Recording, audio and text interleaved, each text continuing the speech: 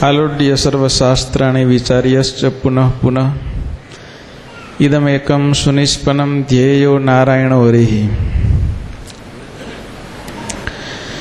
ગુણાતીતાનંદ સ્વામીની પેલા પ્રકરણની 35મી વાતમાં સ્વામી આ શ્લોક બોલ્યા છે.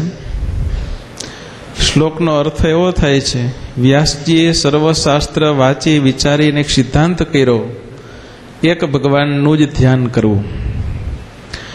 એમ ગુણાતીતાનંદ સ્વામી કે અમે પણ એમ સિદ્ધાંત કર્યો છે કે સર્વનો સિદ્ધાંત સાધુ સમાગમ છે.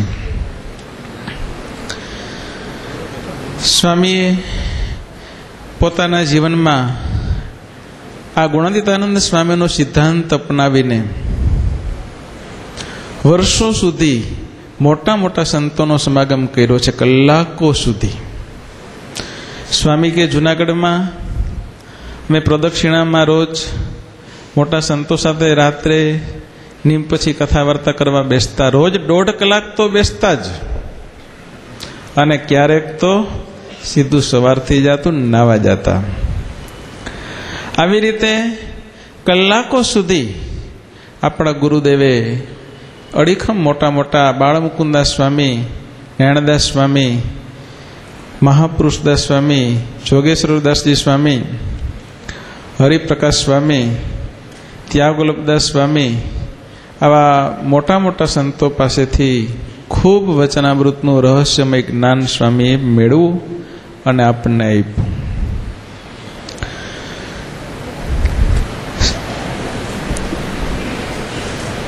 સમાગમ કરે ને એ સમાગમ કરાવી શકે, ન કરે તો ના થાય. એમને પોલે પોલું તો ના હાલે ને. ખાલી જાવક ના મેળ ખાય, ક્યાંકથી આવક ભેગી જોઈએ. સ્વામીએ આવી રીતે એક એક વસ્તુ મહારાજની સ્વામીએ પોતાના જીવનમાં ઉતારી. સ્વામી કે મહારાજે વચનામૃતમાં 16મા વચનામૃતની અંદર વડતાલના 16મા વચનામૃતમાં વાત કરી છે, અમારે તો આંખું વીંચીને ભગવાનની મૂર્તિનું ચિંતન કરીએ અને તેમાં જ એવું સુખ છે તેવું 14 લોકના રાજ્યમાં નથી.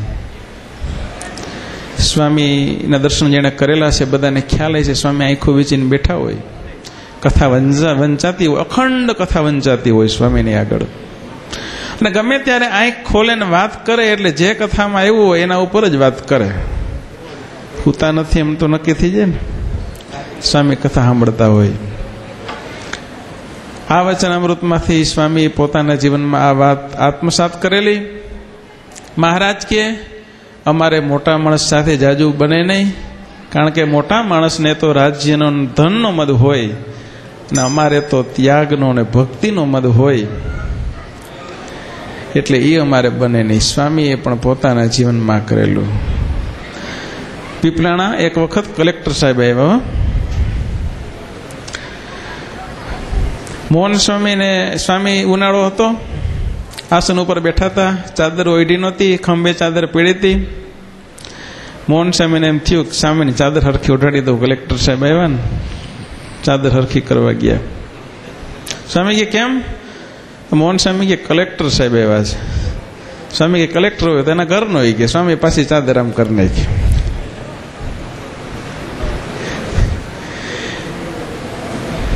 મહારાજના શબ્દો સ્વામીએ જીવનમાં સિદ્ધ કર્યા.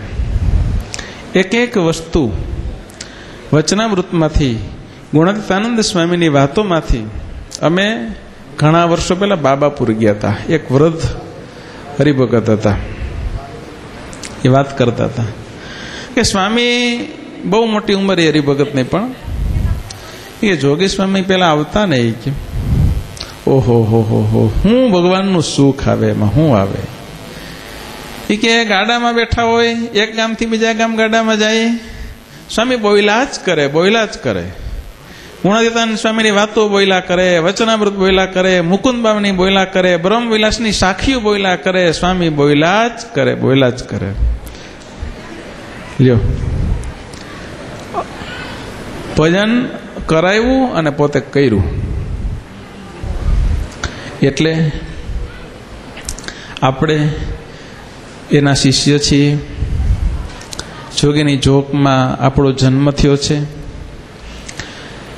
એ જીવનમાંથી આપણે પણ કંઈક લઈ અને એવું જીવન આજના દિવસે સ્વામીને આજે ધામમાં ગયા 25 વર્ષ પૂરા થયા છે. અત્યારનો જે આ સમય છે, 25 વર્ષ પહેલા આ જ દિવસે આ જ ટાઈમે સ્વામીને અગ્નિ સંસ્કાર વિધિ ચાલુ થઈ હતી. એ આજનો દિવસ છે ને એ સમય છે.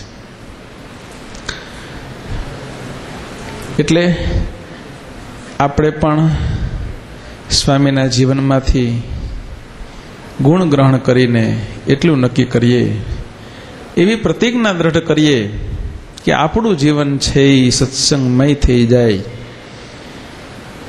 વ્યાસજીએ કલૌ ખલુ નારાયણ પરાયણ, વ્યાસજી અગાઉ લખી ગયા છે, કળિયુગની પ્રજા નારાયણ પરાયણ થશે.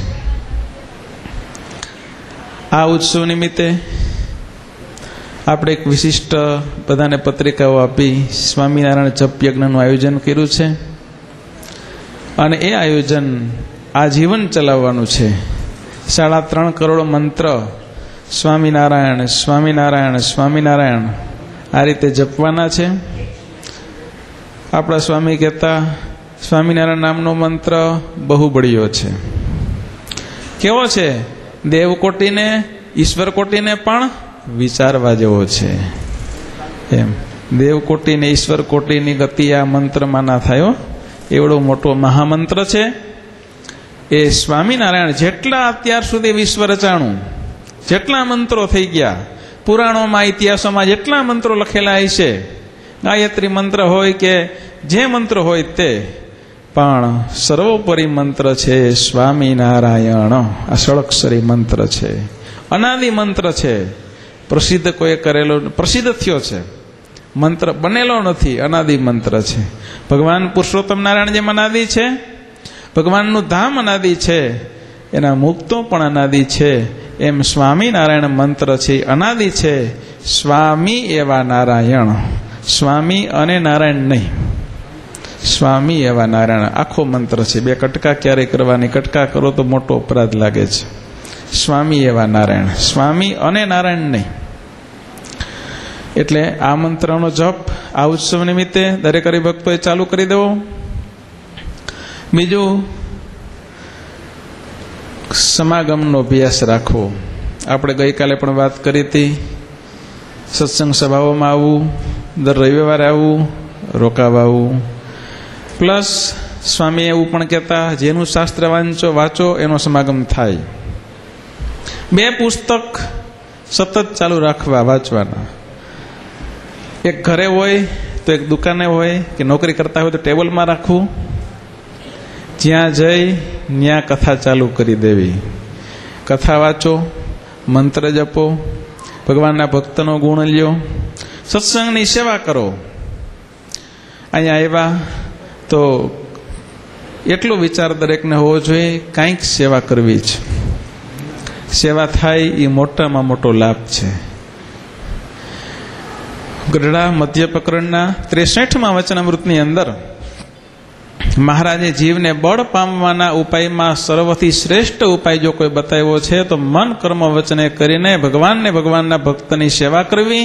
એના જેવો બીજો કોઈ બળવાન થવાનો ઉપાય નથી. અને સેવાનું ફાઉન્ડેશન ભગવાન સ્વામિનારાયણે વન વિચરણ પૂરું કરીને જ્યારે પહેલા વેલા લોજમાં આવ્યા ને ત્યારે લોજમાંથી જ નાખ્યું છે. 9 મહિના સુધી મહારાજે નીચામાં નીચી ટેલ લોજમાં રામાનંદ સ્વામીના આશ્રમમાં કરી છે. વિચાર તો કરો, છાણા થાયપા, વાહિદું કર્યું, એ કામ કેવું ગણાય? અનંત કોટી બ્રહ્માંડના અધિપતિ તો ન કહેવાય, પણ કારણ કે એનાથી તો બહુ ઊંચી ડિગ્રી સ્વામિનારાયણની કહેવાય. એમ કહો તો પછી થોડુંક નીચું આવે, જેની કોઈ તુલના ન થઈ શકે. પરથી પર, એનાથી પર, ગુરુનામ ગુરુ એવા પુરુષોત્તમ નારાયણ એ પણ જો એવી નીચી ટેલ ચાકરી કરતા હોય તો આપણે સેવા કરવી છે, એ વિચાર દરેકે રાખવો. બીજું, આજના જે આ પ્રસંગ ઉજવાણો એમાં પહેલા વહેલા સંકલ્પ રતનપરા પરિવારમાં નરેશભાઈ એના કુટુંબનો સંકલ્પ હતો 3 દિવસની કથા કરવી છે. અગાઉ પૈસા આપી દીધા હતા શિયાળામાંથી કથા માટેના. જ્યારે અનુકૂળતા આવે ત્યારે કરજો. ઉનાળામાં કરવી હતી, પુલાશ્રમની યાત્રાને કારણે કથા ન થઈ શકી. પછી આ ઉત્સવનું નક્કી અમેરિકાના ભક્તોના સંકલ્પથી થયું અને આ ઉત્સવ નિમિત્તે કથા અને ઉત્સવનું સાથે આયોજન પછી કરવામાં આવ્યું.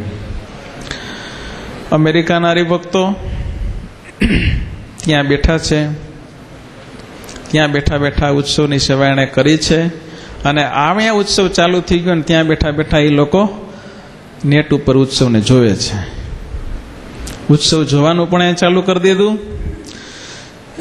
આપણને જેવો આનંદ છે, ઉત્સાહ છે, એનાથી થોડોક વધારે ઉત્સાહી લોકોને છે. કારણ કે છેટે રહી અહીંયા એ આવે એ તો સેવા કરે, પણ એ તો ઉત્સવમાં આવ્યા નથી ને સેવા મોકલે એવી છે બધા એમ. અને સંકલ્પ કર્યો કે ત્યાં ઉત્સવ કરો, અમને અહીંયા એનો આનંદ આવશે. વિચાર કરો. એટલે એ છેટારીએ છે ને આગળ નીકળી જાય ને આપણે બાજુ મારીએ ને થળ મેળાના થળમાં પંખી ખાઈ જાય એવું થઈ જાય નહીં. બધા ધ્યાન રાખજો ભાઈ. કારણ કે દર ગુરુવારે સાંજે એને કથા સાંભળવા મળે અડધી પોણી કલાક. આપણે મહિને એકવાર સભા થાય, એને અઠવાડિયે સભા થાય. લ્યો, અહીંથી ફોનમાં કોન્ફરન્સમાં સ્વામી દર ગુરુવારે ત્યાંની સાંજના 9 વાગે કથા વાર્તા ફોનમાં કરે છે. દરેક હરિભક્તો ઘરે બેઠા બેઠા એ કથા સાંભળે છે. એટલે અહીંની બધી સભાઓ પાછા અહીંયા જોવે નેટ ઉપર. આપણે અહીંયા સભામાં આવીએ ને ત્યાં બેઠા બેઠા જોવે છે, સાંભળે છે. એટલે શ્રદ્ધા વધારવાની જરૂર છે. સમયા ઉત્સવમાં, માસિક સત્સંગ સભાઓમાં ખાંચા બહુ પડવા દેવા નહીં. મંદ શ્રદ્ધાવાળાને શું હોય, થોડુંક વિક્ષેપ આવે ને તોય, થોડોક વરસાદ આવે તો કોઈ નથી જવું. હગાના લગ્ન હોય તો કે નથી જવું સભામાં, હાલો એમાં જઈ આવશું. એટલે મંદ શ્રદ્ધાવાળા એ તીવ્ર શ્રદ્ધાવાળા થવું, થોડાક આવરણોને ઠેલવા. બાકી આમાં કાંઈ ભેગું આવવાનું નથી. ગમે એટલું લોક વ્યવહારમાં તમે રાખશો, લોક વ્યવહારે રહેવું પડશે. કોઈ ઉપકાર માનવાનું નથી, નક્કી કરી લેજો. કોઈ હામું જોહે નહીં, બધા મહાણે બાળીને આવતા રહે. કોઈ ભેગું બળવાનું છે ભાઈ? કોઈ ભેગું બરશે નહીં, બધા આવતા રહે. એટલે બહુ સંસાર વ્યવહારની અંદર ચાલતી અચાલતી ક્રિયા કરવી, જરૂર પડતો વ્યવહાર કરવો. બહુ મોટા ભાઈ થવાનું કાંઈ જરૂર છે નહીં. ભાઈ તો બધા કર્યા કરે, મોટા ભાઈ થાય નહીં, કોઈ દે એમાંથી પાર આવે નહીં. માટે સત્સંગ પ્રાધાન્ય જીવનની અંદર કરવો, સત્સંગ પરાયણ થવું. અને બીજું, જે હરિભક્તો આવ્યા છે એમાં જેને પત્રિકા ન મળતી હોય, કદાચ કોઈ 1-2 એવા રહી ગયા હોય, લગભગ તો મોકલીએ જ છીએ, તો એને સરનામું ઓફિસમાં લખાવી દેવું. ફોન નંબરમાં SMS જેને ન આવતા હોય એવા હરિભક્તો હોય એને ફોન નંબર, પોતાના મોબાઈલ નંબર લખાવી દેવા. એટલે ઉત્સવ સમયના અઠવાડિયામાં 1-2 વાર અહીંથી SMS થાય, SMSનો પણ લાભ મળે.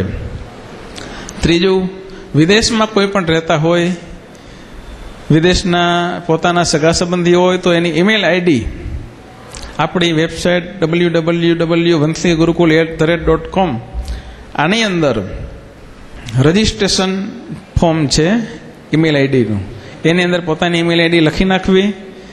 એટલે એ ઈમેલ આઈડી ઉપર બધી પત્રિકાઓ મોકલવામાં આવશે. બાકી વિદેશની અંદર આપણે પત્રિકા મોકલતા નથી અને મોકલવાની સિસ્ટમ પણ કરવી નથી. એટલે આપણે આ ઈમેલથી બધાને મોકલી દેવાની. ઈમેલ ન હોય તો વેબસાઇટ ઉપરથી બધી પત્રિકાઓ વેબસાઇટ ઉપર મુકાઈ જાય છે, એની ઉપરથી જોઈ લેવાની. નિયમની પત્રિકા જે આપણે બહાર પાડેલી એ પણ વેબસાઇટ ઉપર ઓનલાઈન નિયમનું ફોર્મ ભરી શકાય એવી વ્યવસ્થા કરી છે. એટલે એ પણ ત્યાં બેઠા બેઠા નિયમ પત્રકનું ફોર્મ પણ ભરી શકે. એટલે રૂબરૂ પોસ્ટમાં પત્રિકા મોકલવાની પછી કંઈ જરૂરિયાત રહેતી નથી. એટલે ઈમેલ આઈડી બધાએ ખાસ પોતાની આપી દેવી. ફોન નંબરમાં SMS ના આવતા હોય એને આપી દેવી. સરનામા પત્રિકા ન મળતી હોય એને સરનામા પોતાના લખાવી દેવા. આટલું કાર્ય દરેક કરજો અને સત્સંગમાં રસબસ થાજો. લોકનો વ્યવહાર તો સુધરો તો બગડેલો જ છે. સહજાનંદ સ્વામી મહારાજની જય.